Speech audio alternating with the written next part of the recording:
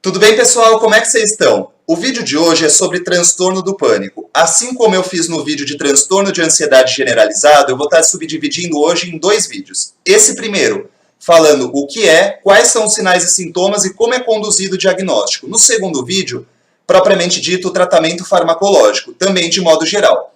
Então, assim, especificando o que eu vou falar no vídeo de hoje, eu vou falar o que é, de modo geral, o transtorno do pânico, qual que é a prevalência, quem que ele mais acomete, fazer a distinção entre ataque e entre transtorno de pânico, que tem essa diferença, e no final está falando as comorbidades do transtorno de pânico, ou seja, quais são aqueles fatores que se associam a longo prazo com o transtorno de pânico. Então, de modo geral, o que é um transtorno de pânico? Então, é a ocorrência espontânea ou inesperada de ataques de pânico, de ataques de ansiedade, de ataques de medo, né? Esses ataques, eles em geral, eles não estão associados a nenhum fator causal, ou seja, não tem nenhuma causa que você identifica que justifica aquele intenso ataque que você teve. Tanto é que é muito comum o paciente ele ter esse ataque tanto no ambiente calmo quanto no ambiente agitado, em situações favoráveis ou situações desfavoráveis. É lógico que se você tiver numa situação estressante, onde você tem condições que agravem como fatores de estresse, você pode potencializar esse ataque. E outra questão é que costuma, a longo prazo, ser acompanhado por agorafobia. Como eu vou descrever para vocês, né, aquele medo, aquele receio de estar em local público com muita gente, onde você não tem saída, onde você não vê, você não tem possibilidade de fuga. Então, a prevalência, né, qual parcela da população que acomete o transtorno de pânico? O transtorno de pânico acomete, em geral, de 13,5% a 4% da população. Isso considerando com ou sem agorafobia. Só para fazer uma distinção, isso é muito interessante, pouca gente tem noção disso, mas de 7% a 8% da população vão ter ataque de pânico. Porém, apenas 13,5% a 4% vai ter transtorno de pânico. Isso com ou sem agorafobia. Então, ataque de pânico, em média, 7% a 8%, e transtorno de pânico, em média, 3% a 4%. Essa distinção é muito importante, está sendo feita. Como eu falei para vocês, né, tem essa distinção entre transtorno e ataque de pânico. Então, agora eu vou começar a falar o que é o ataque de pânico. Então, é um período de intenso temor ou desconforto, né, uma intensidade, ansiedade, intenso medo, que preenche pelo menos 4 dos 13 sintomas que eu vou estar falando para vocês. Em geral, esse ataque ele demora 10 minutos. Porém, o desconforto, ele fica por um longo período. O pico dele, né, a maior intensidade é em 10 minutos, mas o desconforto, ele, até pela intensidade do ataque, ele fica durante um bom período. Então, quais são os sintomas que você precisa preencher 4 desses 13 sintomas para ataque de pânico? Então, taquicardia, você sente o seu coração acelerado, né? Você sente o batimento cardíaco, a presença de sudorese, geralmente essa sudorese é relativamente intensa, principalmente em palma da mão, em pés, né?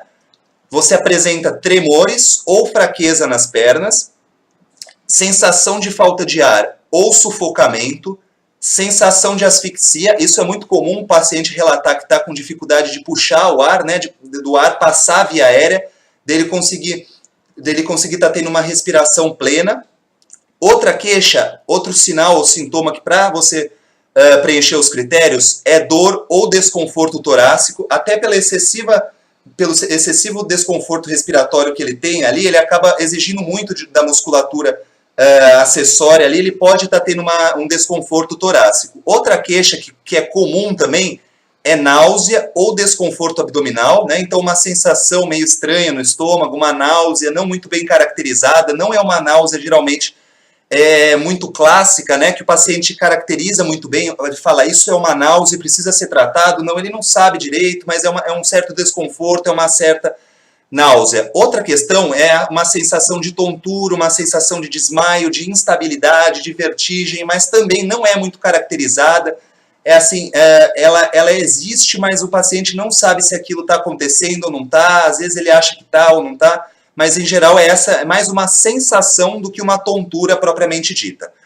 Outra questão que é muito frequente é a questão da desrealização e da despersonalização. Então, a desrealização, em geral, é uma certa estranheza com o ambiente de fora. Você geralmente acha que você está assistindo um filme, né? Você não identifica que você está interagindo com o ambiente. E a despersonalização é um estranhamento em relação a si mesmo. Então, aos seus movimentos, né? Às vezes, a própria sensibilidade, né? Geralmente, em geral, a sensibilidade, você tem uma alteração de sensibilidade de percepção de si. Outra questão que é muito frequente, isso na maioria dos pacientes, é o medo de perder o controle e o medo de enlouquecer, ou o medo de morrer. As parestesias, né? A presença de formigamento, isso é muito comum. E os calafrios ou onda de calor. Então é muito comum mão, pé gelado, né? Você perder sensibilidade de mão, de pé, isso é muito frequente nos ataques de pânico. Então, assim, isso que eu falei para vocês é o ataque de pânico. Como eu falei, 8% da população vai ter isso ao longo da vida. Para conseguir, precisa ter 4 desses 13 sinais ou sintomas que eu acabei descrevendo para vocês. Agora, o que é o transtorno de pânico? Então, como eu falei, tem que ser, você tem que apresentar ataques de pânico recorrentes e inesperados, sem um fator causal tão determinado, com sinais e sintomas que eu acabei descrevendo.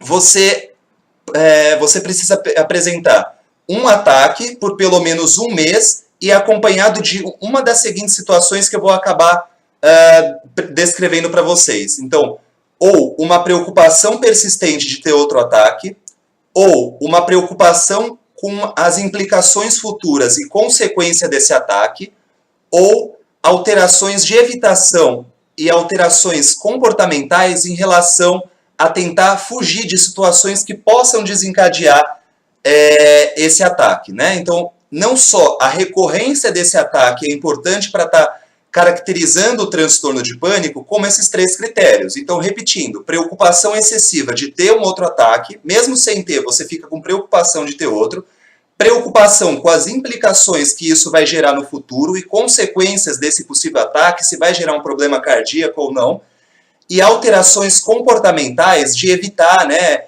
situações que possam ou não desencadear esse tipo de ataque de pânico.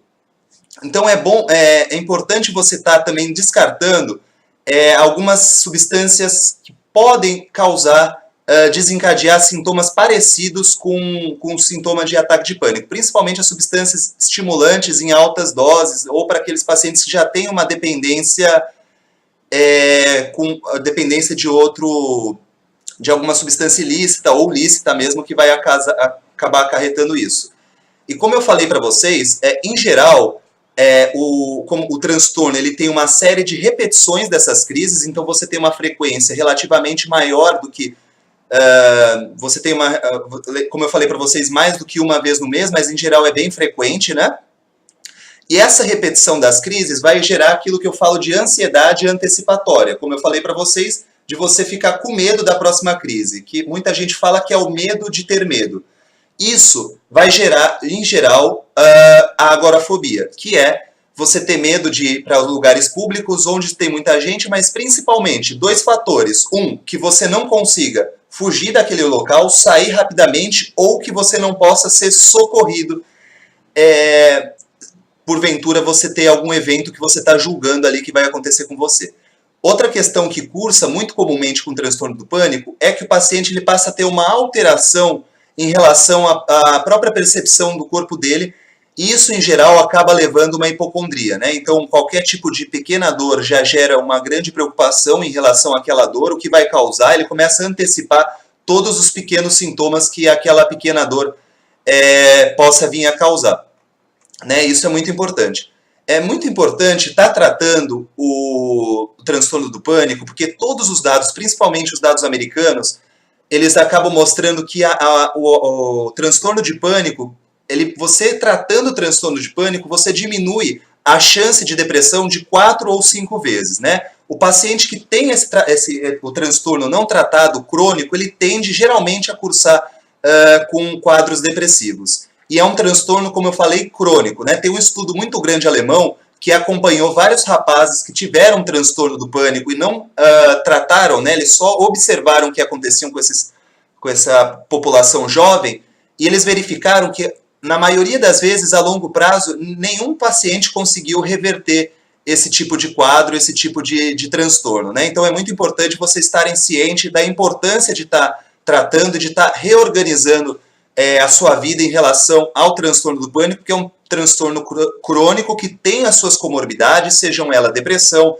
seja ela a agorafobia, né? Acabar evitando situações.